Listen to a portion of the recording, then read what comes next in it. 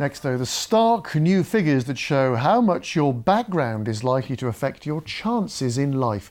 Here in the East Midlands, there are huge variations in everything from housing to employment rates. The details have been published today on a new government website, and our social affairs correspondent Jeremy Ball can tell us more. Jeremy, why has this website been set up? Well, Keita, essentially this is all about making sure we all get a fair deal, from public services like health and education right through to the criminal justice system. The Prime Minister says it's aimed at defeating ethnic injustice.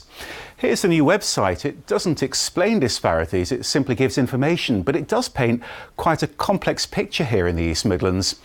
Look at employment. 3/4 of us have jobs, but those employment rates vary dramatically, from only 53% for Pakistani and Bangladeshi communities to 76% if you're British and white. And the people most likely to be working are white foreign nationals, partly, of course, because new arrivals are less likely to be retired.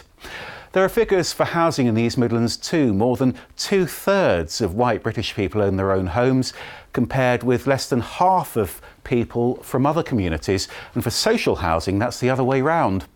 In education, there's a complex picture for GCSE Maths and English. The worst results were for white pupils in the relatively poorest cities of Nottingham and Leicester. Fewer than half of those children got grade C or above.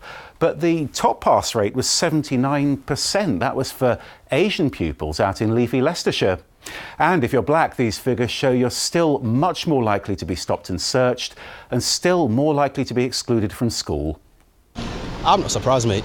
I'm not surprised. It's something we've been living with for such a long time. I'm only 33, but the amount of difficulties I face just because of my skin colour, it's a lot. It's really important because obviously it's not happening to me, but it hurts me to see it happening to people that I obviously love. You know, you call for change, but nothing really happens. It kind of just gets annoying. People actually turn that annoyance to anger, and it's obviously not what we need. So it's best thing is just sort it out and get the problem over and done with, because people are getting sick and tired now.